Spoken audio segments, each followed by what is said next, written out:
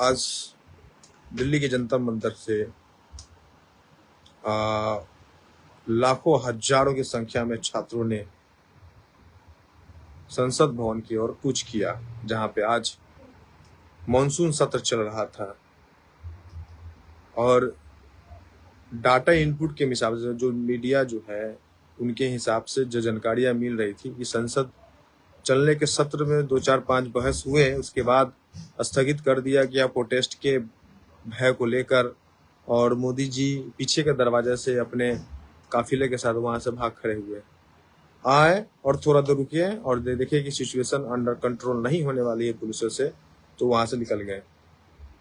ऐसा खबर लगातार मीडिया में चल रही है और दिल्ली की सड़कों से काफी संख्या में विद्यार्थी को, नौजवानों को, युवा को, महिला को, पुरुष को अलग अलग राज्य से, अलग अलग शहरों से, कुछ लोग कल रात को ही पहुंच गए थे, सुबह में पहुंच गए थे और बहुत सारे संख्या में आज जो पहुंचने वाले थे वो लोग रास्ते में फंस गए थे। जहां जैसे खबर मिल रहा था कि राजीव चौक पे मेट्रो बंद कर दिया गया था कि इतनी ज्यादा संख्या में भीड़ होने के कारण मेट्रो को चलने नहीं दे। उसके दूरी तक जो आनंद विहार टर्मिनल जो रेलवे का स्टेशन है और दिल्ली स्टेशन पे से लेकर राजीव चौक तक, सीपी तक मेट्रो स्टेशन को बंद कर दिया था कि ताकि बच्चे वहां से मेट्रो के सहारे ना आ सके।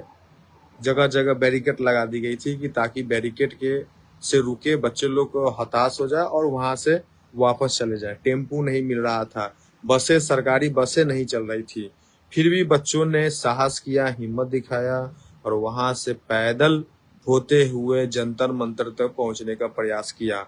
हर रास्ता में उस बच्चों को रोका गया, कहीं कहीं छोटी मोटी झड़प हुई, कहीं पीटा गया, कहीं धमकियां दी गई, बहुत लोगों को वापस जाने के लिए कहा गया, लेकिन बच्चे ने अपनी हिम्मत दिखाई और कैसे भी करके वो जंतर मंतर तक पहुंचे, इसकी जद्दोजहद में लगे रहे।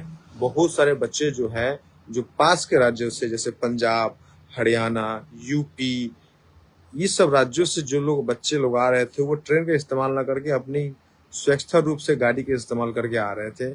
उनको तो आना ही नहीं दिया गया, ये कह के कि गाड़ियां अंदर नहीं जाएंगी, आप यहाँ से गाड़ी लगा के पैदल चले जाएं। अब बताओ 50-60 किलोमीटर के रेंज में अगर जाना हो तो पैदल कौन चल सकता है। लेकिन नौजवानों का हिम्मत देखिए, फिर भी उसने किसी तरफ से जुगाड़ लगाकर बहुत सारे संख्या में बच्चे रात को ही जंतर मंतर पहुंच गए हैं। कुछ सुबह में पहुंचे हैं और कुछ आज जो है रास्ते में भी है और सुबह तक पहुंच चुके थे, रास्ते में भी है और बहुत सारे बच्चे फंसे हुए भी है जो पहुंचे नहीं है। जो आप सोशल मीडिया पे मंजर देख पा रहे हैं वो भीड़ का सबसे कम से कम 10 से 15% ही दिख रहा है आपको, जो पहले से मौजूद था। और बहुत सारे बच्चे जो है किसी तरह करके रात और सुबह तक आ गए हैं और इससे 70-80% जो बच्चे हैं वो रास्ते में फंसे हैं, उनको प्रशासन आने नहीं दिया जा रहा है, या तो मार के भगा दिया जा रहा है और जहीं तहीं इनको डरा धमका के प्रयास किया जाए। बहुत सारे बच्चे पैदल आने में असमर्थ हो जा रहे हैं तो वो हताश के कारण वो रुक गए हैं। नहीं तो यहाँ पे जो संख्या आपको दिख रही है, जो इतना विशाल संख्या है, उससे कई ज्यादा संख्या रास्ता में अटक चुका है। बहुत सारे जो खबरें आ रही है हम लोग के पास, बहुत सारे जो ट्रेन है वो भी डिले कर दिया गया ताकि बच्चे जो है समय पे एकदम सुबह में नहीं पहुंचे वहां पे, दिल्ली ना पहुंचकर 4 घंटे, 5 घंटे, 6 घंटे लेट कर दिया है कि वो समय पर ना पहुंचे।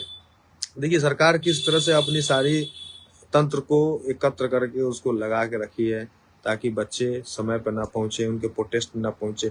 इसके अलावा भी बच्चे काफी संख्या में, लाखों की संख्या में लोग बच्चे वहां पहुंचे हैं और अपना विरोध दिखा रहे हैं, धर्मेंद्र प्रधान से रिजिग्नेशन मांग रहे हैं। अब तो रिजिग्नेशन सोनम वांगचुक के उठाने के बाद रात्रि में चादर उड़ा के जो सोनम वांगचुक को प्रोटेस्ट से उठा के वो जो हॉस्पिटल में जो भर्ती कराया है उसके विरोध में अब जो है लोग मोदी जी से रेजिग्नेशन मांग रहे हैं। भैया मोदी जी से रेजिग्नेशन मांग रहे हैं।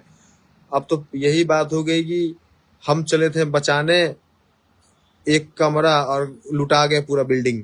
तो कहने का अर्थ है कि जब धर्मेंद्र प्रधान को रिजिग्नेशन आपको दिवा ही देना था, अगर आपने नहीं दिया या इतना हथकंडा खेल दिया, तो बच्चे लाखों की संख्या में दिल्ली पहुंच चुके हैं। ये बच्चे पीसफुल प्रोटेस्ट करने आए हैं।